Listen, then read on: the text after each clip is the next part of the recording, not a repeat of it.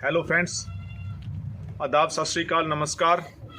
Got world farm की तरफ से फ्रेंड्स काफ़ी कॉल्स आ रही थी। जो कुछ फार्मर भाई हैं, कुछ नए फार्मर्स हैं जो करते हैं, या कुछ जो बकरियां लेके आते हैं, या बल्कि जिनकी बकरियों में प्रॉब्लम आ रही है वैक्सीन को लेकर। काफ़ी फ्रेंड्स पूछ रहे हैं कि ये कितनी तरह की वैक्सीन होती हैं, कहाँ से मिलती हैं, कैसे करनी है और कब कब करनी है। मतलब कि ये काफ़ी कंफ्यूजन है काफ़ी मित्रों को।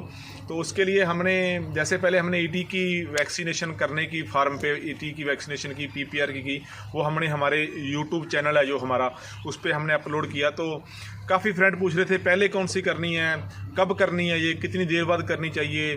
काफ़ी क्वेश्चन थे उनके कि ये तो ईटी की है और कौन सी होती है।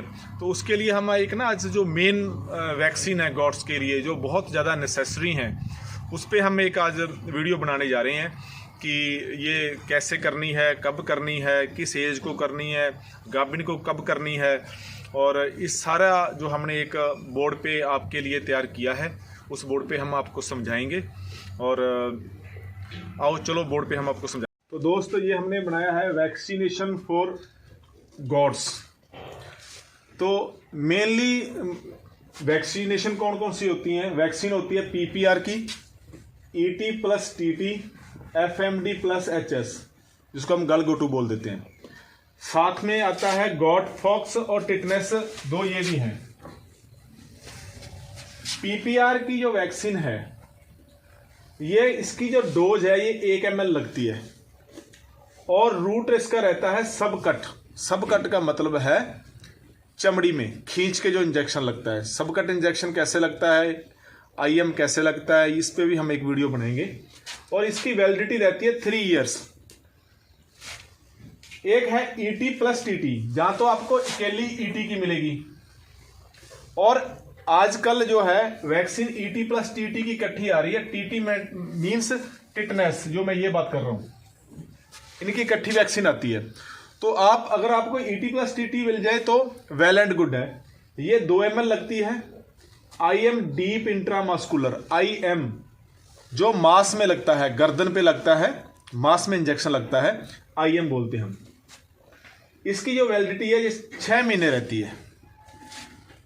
एफएमडी प्लस एचएस, मुंह खुर गलगोटू इकट्ठा आता है। ये रक्षा की वैक्सीन आती हैं। मेनली हम फार्म पे रक्षा कंपनी की वैक्सीन यूज करते हैं। ये 2 ml लगती है।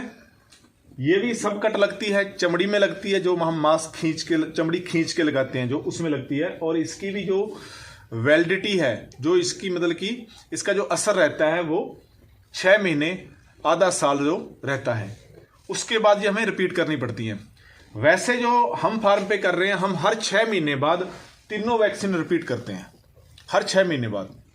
अगर एनिमल्स नए आ रहे हैं तो हमें उन पे तो हमने स्पेशल करनी है अपने फार्म के हिसाब से। जो हमारे परमानेंट एनिमल्स हैं, जो हमारे पास लॉन्ग टाइम के लिए एनिमल्स हैं जो खड़े हैं, उन पे हम 6 महीने बाद करते ही करते हैं।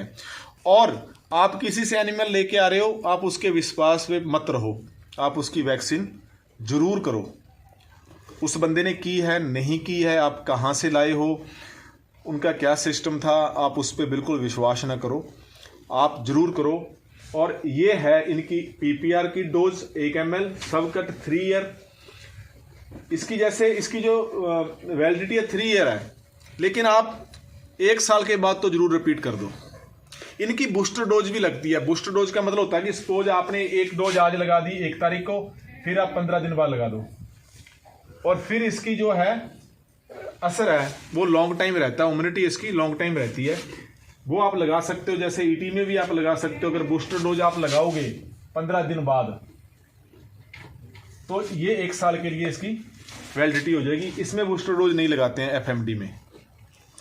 आप बूस्टर डोज भी लगा सकते हो, छोटे एनिमल्स हो, आप लेके आए हो। आप पीपीआर की तो लगा नहीं सकते, क्योंकि पीपीआर की आप जो वैक्सीन लाओगे वो एक शीशी में सॉलिड आती है, साथ में उसके वाटर आता है, आप उसको मिक्स करके लगाना होता है, तो उसका तो असर चला जाता है। इसको आप 15 दिन के लिए फ्रिज में रख सकते हो, जहां टेम्परेचर 2 से 8 का रहेगा। तो आप इस चक्कर में ना पड़ के मैं ये सजेस्ट करता हूं कि आप 6 महीने बाद रिपीट करो।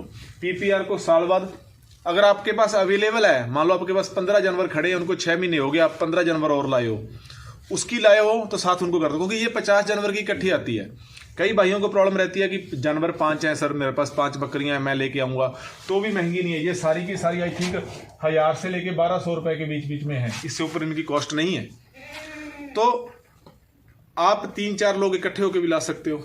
जहाँ आप किसी नज़दीक वाले फार्म से कॉन्टैक्ट कर लो, भी आप अपने फार्म पे लाते हो, मेरे भी 4 बकरियों कर देना, ये बहुत ज़रूरी है। एक गॉट फॉक्स है, ये भी आप कर सकते हो, लेकिन गॉट फॉक्स की प्रॉब्लम कम आती है बकरियों में, इसलिए कम करते हैं।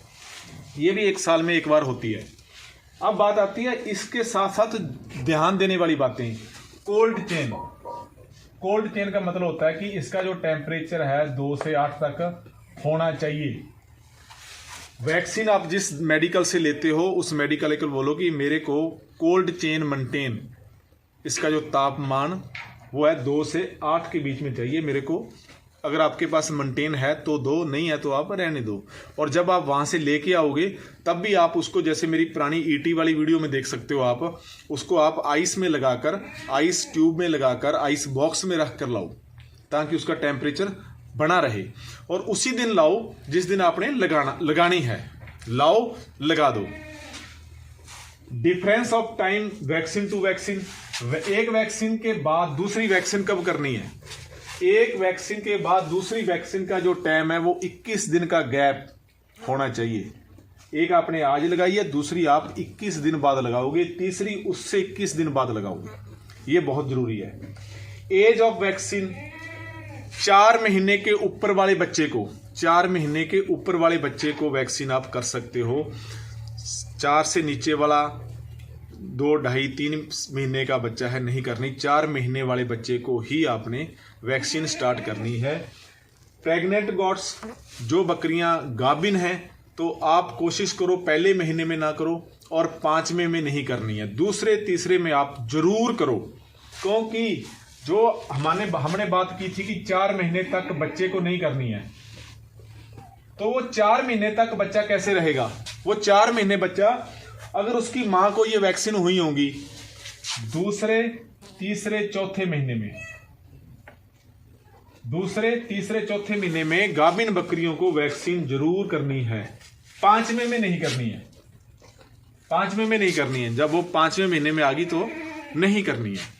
अगर आपने दूसरे तीसरे चौथे में की हैं तो बच्चों में उनका असर रहेगा। जो हम बीमारी देखते हैं, मैंने पहले वाली वीडियो में बहुत बोला है, क्योंकि बच्चे मरते हैं, सबसे बड़ा नुकसान है।